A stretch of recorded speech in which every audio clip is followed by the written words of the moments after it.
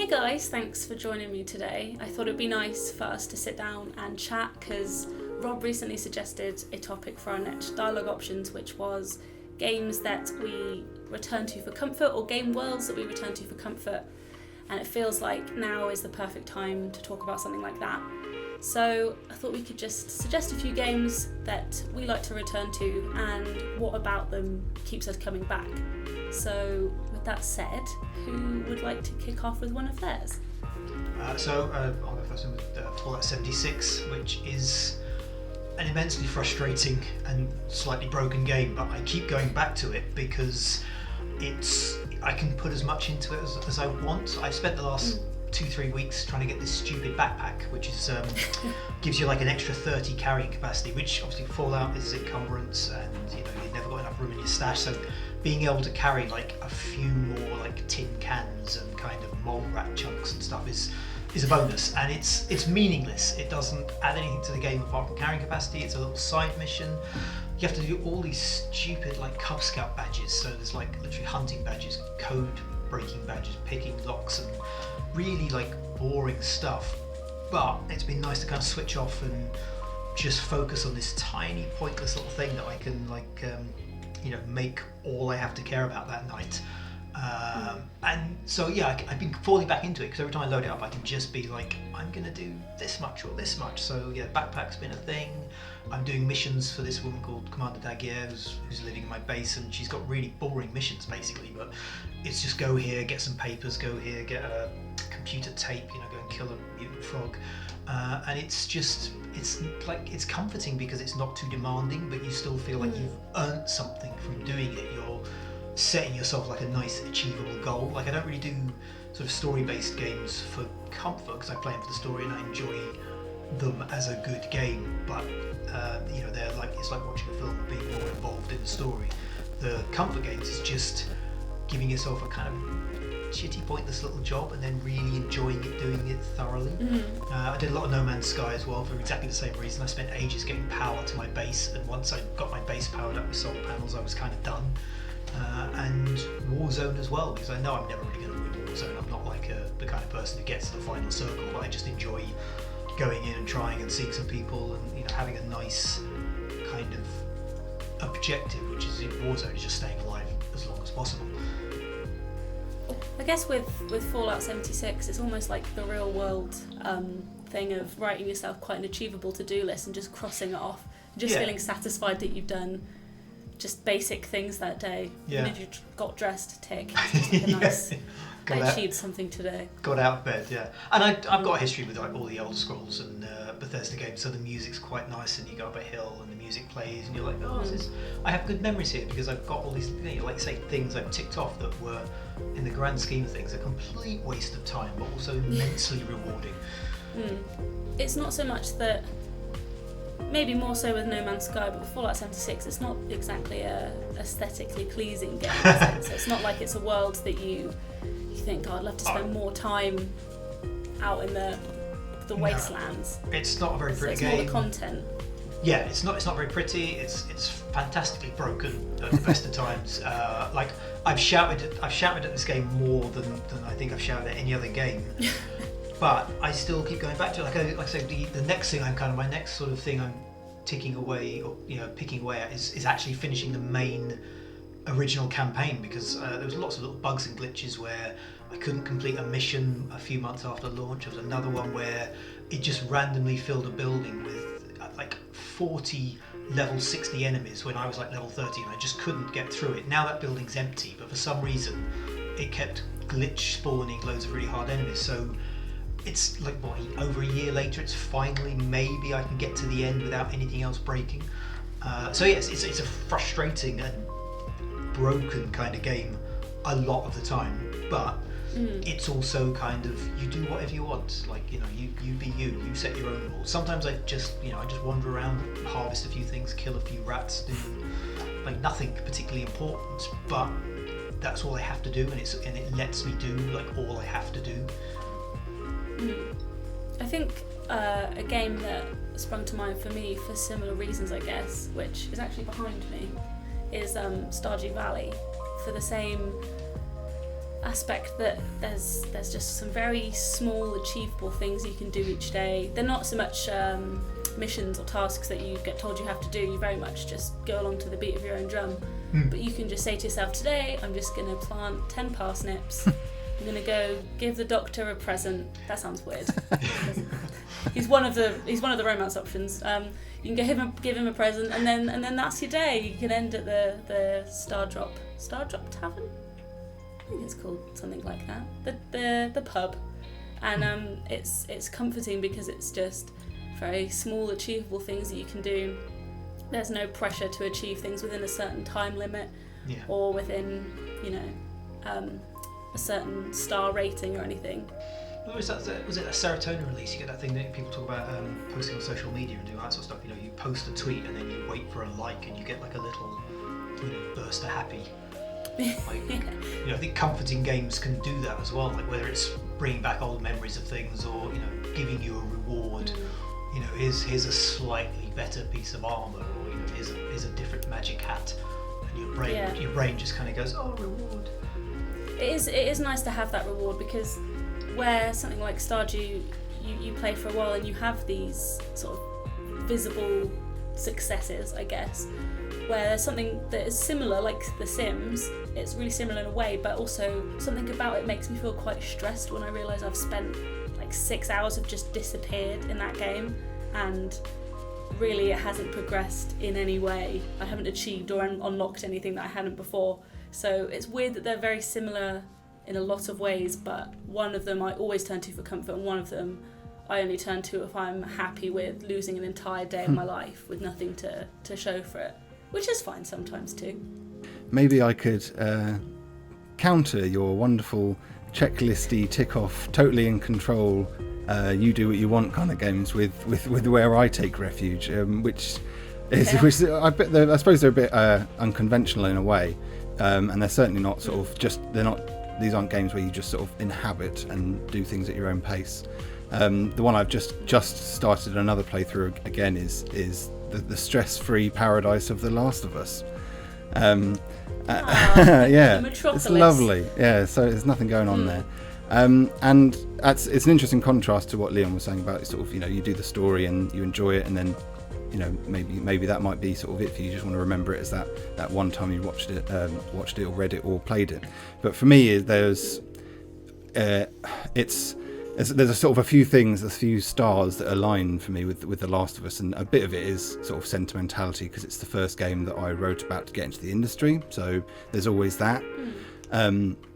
It's also it also scratches sort of the video game landscape itch that I've always got, having a landscape background, and it's one of the first ones that sort of showed that world building and environmental storytelling can go to great heights, reach great heights. And whilst it's not, as I say, it's not a stress-free place, there is something quite nice to be able to take refuge in something that is both grounded in reality but also unsettlingly unfamiliar, and just enjoying the sort of representation of a world you're familiar with but are not also familiar with simultaneously.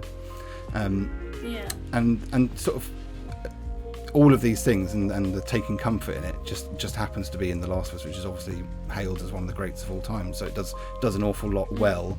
And although it's that sort of linear thing, I know it better than I do most other games or books that I've read. I know all of its rhythms and its beats, and because of the former sort of sentimentality, landscapey stuff has drawn me back.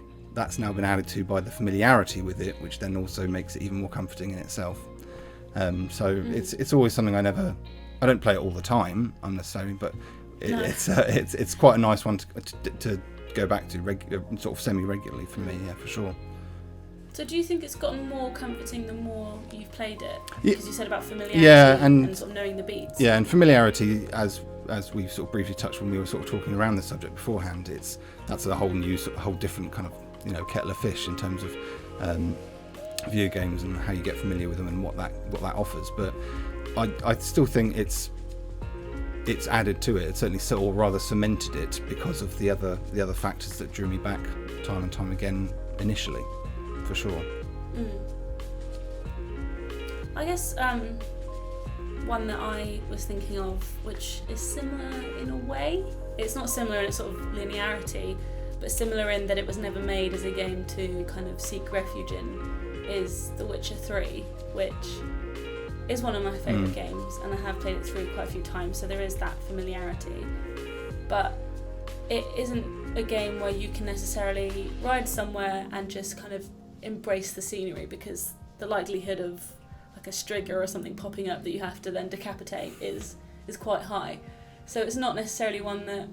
And I remember I actually put off playing it for a while because they were really going in on the aspect of it being a horrible place where no one likes you, as in you, the Witcher, and you know, people turn their back on you, and it just sounded like a horrible place to be. And I actually first played it when I wasn't working at the time and kind of needed something to sort of disappear into, so it does have that sentimentality for me.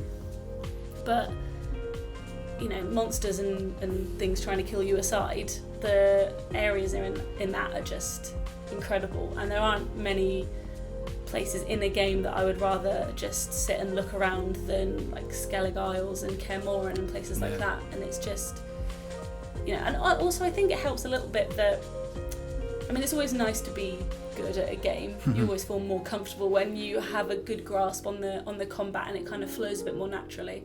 So I think that's probably a contributor as well, that even if I was just hanging around the Skellig Isles, if something was to try and attack me, providing I'm not replaying it and I'm at a dangerously low level, I would feel fairly comfortable just getting that out of the way.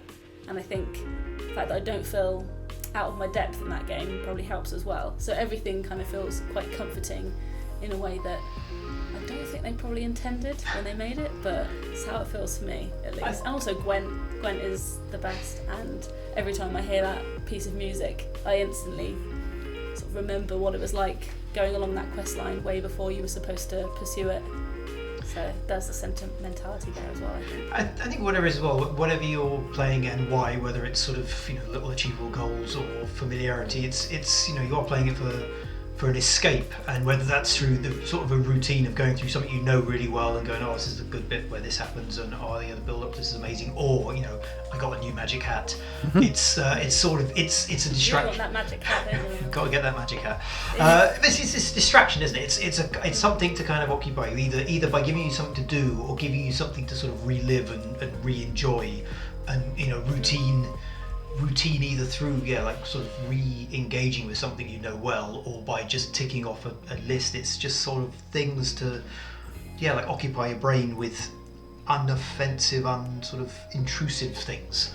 Yeah, I mean, I think I'd add to that just sort of in nice places to be actually as well, because the Dishonored games have got some of the nicest places for me just to sort of be, and as long as if you can remove the sort of stress-free bit of it by taking out all the guards or hiding them like I do sometimes, you can actually end up with some of the best places just to have a walk around. And I particularly like the Duke's Palace in Dishonored 2, just to have a wander around. It's one of the nicest sort of in-game gardens you can be, and it's just done really well. So you've got the thing with the Dishonored levels as well. They're so good and they're so detailed. You can immerse yourself and get lost in the detail and distract yourself from everything just by sort of being there. By both playing the mission, because there's multiple ways to do that, but also, as I said, just sort of being in there. And the Duke's Palace garden does that. It sort of scratches that itch for me, like you would not believe. I love that. What was the DLC with the witches? That's my other one. The Brigmore Witches. Yes, where they were was amazing. I love that place. Yeah, the Brigmore Manor is that's again, it's one of my favourites as well. It's really, really clever garden design that I could poncily talk about for ages. But but they're such good places that I have basically let's call them the Boyles Mansion, Brigmore Manor, Stilton's Manor. You know, the big sort of set piece garden manor house kind of levels. I've got a save where I can go back and play the level again, but I've also got a save at the end of the mission where I can just go and have a stress-free walk around and just enjoy being there. The Clockwork Palace was good as well. In not the Clockwork Mansion 2. When you get behind the walls is incredible. Like the sort of the starting to unravel how that place works is amazing. It's funny saying about save. I knew someone who had a save of Final Fantasy VII that he kept for years, just so he could go back and fight Sephiroth at the end. And like he would regularly go back just to relive it because he loved it so much. And even though he could do the fight in his sleep, he had no sort of, it wasn't like a challenge anymore. It was just, I guess, like this sort of thing. Just go back and relive it. I imagine he's still got it somewhere tucked away. I suppose, as with some of the games that we've mentioned, just because it's not necessarily an inviting place, there are areas that you would probably gravitate to, and there's some that you might avoid. Like when you mentioned sort of Skyrim, Oblivion and stuff, Leon. And there's definitely parts of Skyrim that I will always go to for familiarity and for comfort, and just because, like my lovely house that I've spent ages working on with my lovely wife Mjol the lioness, I will always go there, whereas you wouldn't catch me going in some caves and rooting around ruins and stuff, because that is less comforting and more infuriating. I always go lost. I play that completely differently. Like Oblivion especially, I sunk like 380 hours into Oblivion over the course of about 2 years, but I would literally be like, that place looks really dangerous, let's have a look. And I would just go charging off in search of danger. But those games especially, I would just load it up and I would just be like, what's over that hill? And I'd go and look over the hill. They're games I play with no objective other than just to see what was there. So you go, oh, that's a nice looking group of trees, I'll go and have a look at that, just exploring the space. And obviously monsters and screaming and running away was usually the result, but you'd be like, isn't this a nice looking ruin? I wonder what's behind the gate. Bad things usually. I wish I was able to have played Skyrim like that, because I came late to the party on it, so it felt like my main objective with playing Skyrim was to finish it. So I have have been able to have played it, and I sort of missed out on the best part of it, which I'm now seeing, which is exactly as you described. You should just boot it up, no agenda, go and have a look. What's that thing that's just popped up? Oh, hey, let's go and explore it. Because it's that whole escapism thing, and I think that what those ones, as Leon said, just sort of epitomise it beautifully. It also speaks to games like that you don't tend to fast travel in as well. Skyrim and The Witcher 3 are definitely games where a fast travel is relatively off limits for me, because I'm not there to bash a load of missions out as quickly as possible. I'm there the ride from one place to another is at least half the fun, if not most of the fun. Yeah, it's a great point. Yeah.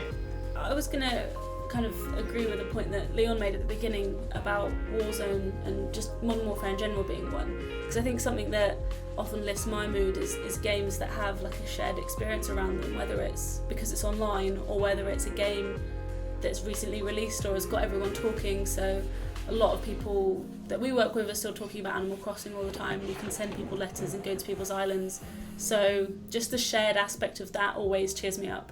And even if we don't get a win in Warzone, I always come out of playing it with friends after a couple hours in a really good mood, because you might not have got enough kills, but you got a lot of in-jokes, and that kind of stuff is what you need, I think. 100%. I got that from just playing some co-op games recently in the recent environment, where I've gone from playing one co-op game to 4 or 5 with different buddies. And even though, similar maybe to what Leon was saying about Fallout 76, Ghost Recon Breakpoint is still pretty broken and buggy in places, but I very much take comfort in the fact that if I know that I'm going to play an evening's worth with a few buddies of mine and take great enjoyment from that. See, I would have said Destiny 1 if it wasn't for Destiny 2. Like, I played Destiny 1 loads. Like, I played Destiny 1 pretty much just because other people were playing it, and so just sort of join in, and sometimes you play with the people you knew, sometimes you play with random people, but that was a game you played because you did stuff with people. Destiny 2 obviously fallen off. It's become a bit more of a sort of a niche thing for the hardcore massive. But Destiny 1, just everyone I knew played Destiny 1. Even going to gaming events and stuff, you'd mention it, and the people you were interviewing about other games were talking about everyone playing Destiny 1. And it was a game you played because it was just the world seemed to be sort of in playing it, so you wanted to be part of that. It's interesting how it's gone from Destiny 1 to Destiny 2, like how they managed to lose that, because it was a game everyone played, so I joined in for that reason only. Yeah, I'm looking forward to, delays aside, this hopefully being a year that produces quite a few games of a similar, has everyone talking, has everyone saying, have you got to this bit yet, or what did you make of this twist, or whatever. I think it's going to be an interesting Christmas. Yeah. Everyone's going to obviously, hopefully by Christmas, have a certain console and a certain game lined up, and sort of come January, it's just going to be, and everyone's just going to go off.